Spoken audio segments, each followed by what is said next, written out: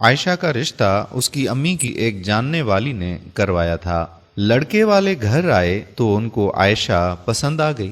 انہیں لڑکی سے زیادہ اس کی امی کا رکھ رکھاؤ اور مزاج پسند آیا۔ لڑکے والوں نے ہاں کر دی۔ 3 بھائیوں میں احمد سب سے چھوٹا تھا۔ اس کی جاب بھی بہت اچھی تھی۔ بڑے دونوں بھائیوں کی شادی ہو چکی تھی۔ عائشہ کے گھر والوں کو بھی احمد پسند آیا اور یوں یہ رشتہ طے ہو گیا۔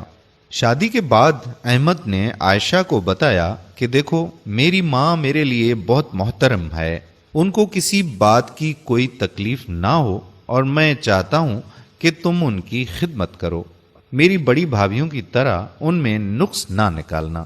عائشہ شادی کے پہلے دن اپنے شوہر سے پیار و محبت اور اپنی تعریف کی جگہ ذمہ داری کا سن کر کچھ پریشان سی ہو گئی۔ دل میں ایک ہلکی سی پھانک چبھی جس نے تمام تر خوشیوں کے ساتھ ساتھ اپنی ایک مستقل جگہ بنا لی۔ وقت کے ساتھ ساتھ عائشہ نے احمد کی مثبت باتوں کو منفی لینا شروع کر دیا، خصوصاً ساس کے معاملے میں۔ بظاہر تو وہ شوہر کی بات سنتی پر دماغ میں کوئی اور ہی کھچڑی پک رہی ہوتی۔ عائشہ کی ساس مومنہ بیگم بہت سیدھی سادھی خاتون تھیں۔ مرحوم شوہر کا ساتھ چھوٹے 4 سال ہو چکے تھے۔ دونوں بڑے بیٹے شادی کے بعد ماں کو چھوڑ کر چلے گئے اور انہوں نے احمد کو ہی اپنا سب کچھ مان لیا۔ ویسے بھی چھوٹے بچے سے لگاؤ کچھ زیادہ ہی ہوتا ہے۔ احمد کی شادی کے بعد ان کو ہمیشہ یہ فکر رہتی کہ کہیں احمد بھی بڑے بھائیوں کی طرح ان کو چھوڑ کر چلا نہ جائے، اس لیے وہ عائشہ کو بہت پیار سے رکھتی، لیکن عائشہ کے دل میں پہلے دن سے ہی ساس کے لیے انجانا سا حسد بیٹھ گیا تھا۔ اس پر جیٹھانیوں نے بھی اسے پٹی پڑھائی کہ تم کوئی ان کی نوکرانی تھوڑی ہو جو شوہر کے ساتھ ساتھ ساس کی بھی خدمت کرتی رہو، اور یہ دن تو ہوتے ہی گھومنے پھرنے کے لیے ہیں، تم بھی احمد کے ساتھ گھومو پھرو، مزے کرو۔ عائشہ نے کہا پر بھابھی کیسے؟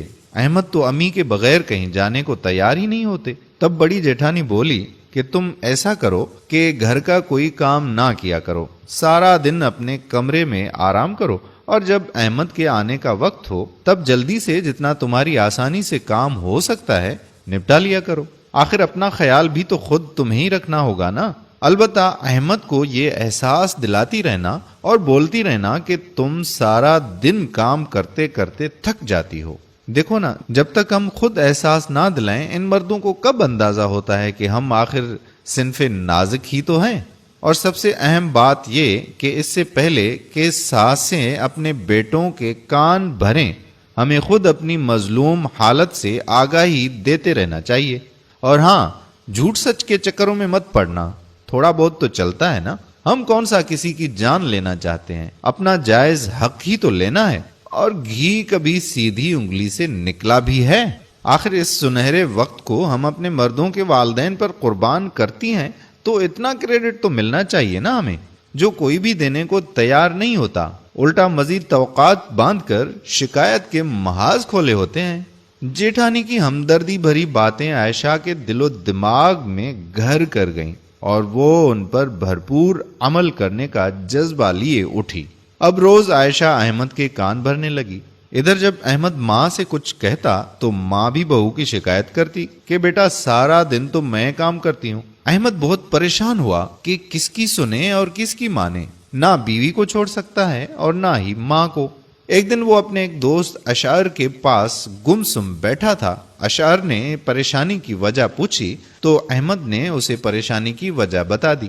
جب احمد بات کر رہا تھا تو دوست کی بیوی ابیہ نے ساری بات سن لی اور اپنے شوہر سے بولی کہ اگر آپ کہیں تو کسی دن بھابھی کو اپنے گھر بلوا لوں، میں کوشش کروں گی اسے سمجھانے کی۔ احمد کو اور کیا چاہیے تھا، وہ دوسرے دن ہی عائشہ کو ابیہ بھابھی کے پاس چھوڑ گیا۔ ابیہ نے پہلے تو عائشہ سے دوستی کی، پھر اس کے لباس، تعلیم اور خوبصورتی کی رج کر تعریف کی۔ ابیہ ایک بہت سمجھدار خاتون تھی۔ اس نے عائشہ کو اعتماد میں لے کر مکمل طور پر دل کی بھڑاس نکالنے کا موقع دیا۔ اس نے اندازہ لگا لیا کہ عائشہ کوئی تیز ترار لڑکی نہیں بلکہ شادی سے پہلے سہیلیوں کی اور پھر جیٹھانیوں کی باتوں نے اسے یک طرفہ اور خود غرض سوچ کا حامی بنا دیا ہے۔ رہی صحیح کسر پہلی رات شوہر سے ماں کی تعریف اور ان کی ذمہ داری کے خیال نے نکال دی۔ اب سب باتوں کی وجہ سے عائشہ دماغی طور پر بہت ڈسٹرب تھی۔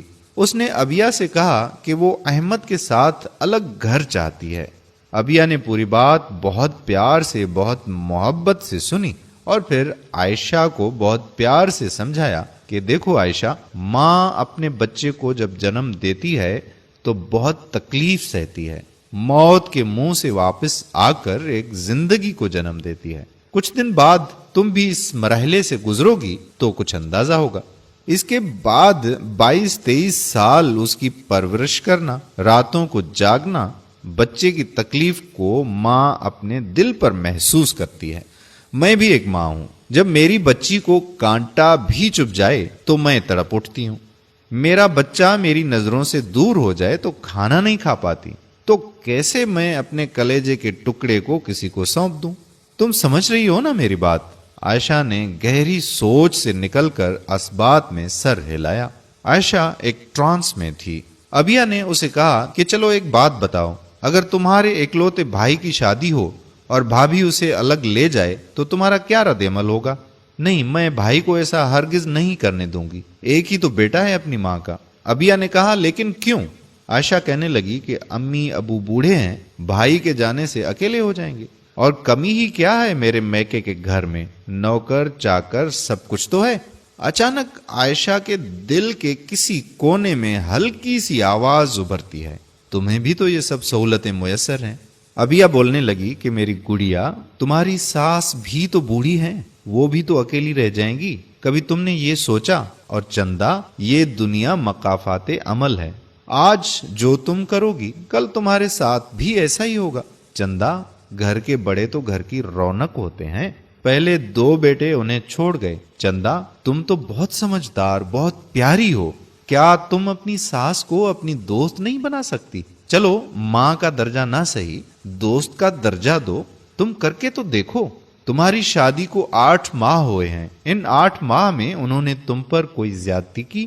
عائشہ دھیمے لہجے میں بولی کہ زیادتی تو نہیں کی، لیکن روک ٹوک بہت کرتی ہیں، یہاں نہ جاؤ، وہاں نہ جاؤ، یہ نہ کھاؤ، یہ نہ پہنو، اس طرح نہ بولو۔ ابیہ مسکرا کر بولی، بس اتنا؟ تو یہ سب وہ تمہارے ہی فائدے کے لیے کہتی ہیں، کیا تمہاری امی تم کو ایسا نہیں کہتی تھی؟ عائشہ نے دھیرے سے ہاں میں سر ہلایا اور کہنے لگی، مگر پتہ نہیں کیوں ساس کی روک ٹوک بہت بری لگتی ہے، جبکہ ماں کے سخت الفاظ بھی ہم مائنڈ نہیں کرتے۔ عائشہ کا دل اور دماغ ابیہ کی باتوں کی وجہ سے صاف ہو رہا تھا، نفرت کے بادل چھٹ رہے تھے اور سامنے بہت ہی شفاف منظر نظر آ رہا تھا۔ عائشہ ایک عزم سے بولی، ابیہ بھابھی، آپ میرے لیے دعا کرنا، انشاءاللہ اب میں اپنی ساس کو سمجھنے کی کوشش کروں گی، ان کے احساسات کو اپنی ماں کی جگہ رکھ کر سوچوں گی۔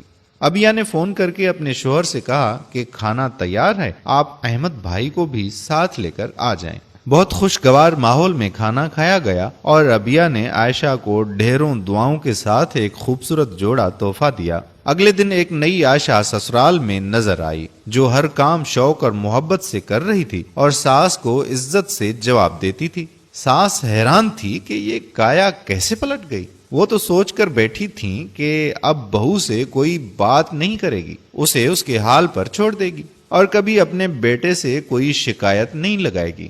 انہیں اس بیٹے کے بھی چھوڑ جانے کا ڈر اندر ہی اندر کھائے جا رہا تھا، لیکن عائشہ کا بدلتا رویہ، اس کے خلوص اور پیار نے چند دنوں میں ہی مومنہ بیگم کا دل جیت لیا۔ جٹھانیاں یہ دیکھ کر جلنے لگیں۔ اب بڑے بیٹے بھی اپنی بیویوں کو عائشہ کی مثال دینے لگے۔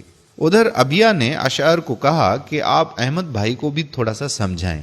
مانا کہ ماں کی جگہ کوئی نہیں لے سکتا، لیکن بیوی بھی شوہر سے کچھ چاہتی ہے۔ جب شوہر بیوی کو وقت، پیار اور توجہ نہیں دے گا تو حسد جیسی آگ ایک بے جان چیز سے بھی پیدا ہو جاتی ہے۔ احمد بھائی کو کہیں کہ عائشہ کو ٹائم دیا کریں، اس کی تعریف کیا کریں۔ شوہر کی تعریف سے عورت کھل اٹھتی ہے، اس کی محبت میں اس سے منسلک ہر چیز سے محبت کرنے لگتی ہے۔ اشر نے جب احمد کو یہ باتیں سمجھائیں تو احمد بہت شرمندہ ہوا. اس نے ان سب باتوں کو ذہن نشین کر لیا اور عائشہ کے ساتھ مثالی رویہ رکھنے لگا، وہ جس کے خواب لیے ہر لڑکی اپنے شوہر کے گھر قدم رکھتی ہے. اس طرح ایک گھر ٹوٹنے سے بچ گیا. دوستو، گھر توڑنے والے بہت ہوتے ہیں، گھر جوڑنے والا اور ہمیں سیدھی راہ دکھانے والا کوئی ہوتا ہے جو خضر راہ بنتا ہے. امید کرتا ہوں کہ ہماری آج کی یہ ویڈیو آپ کو ضرور پسند آئی ہوگی اور اپنے بھائیوں، بہنوں اور بیٹیوں کے ساتھ اس ویڈیو کو ضرور شیئر کریں گے. کیا پتا آپ کے ایک شیئر سے یہ بات کسی کے دل میں گھر کر جائے اور وہ راہ راست پر آ جائیں. جزاک اللہ خیرہ. السلام علیکم ورحمۃ اللہ وبرکاتہ.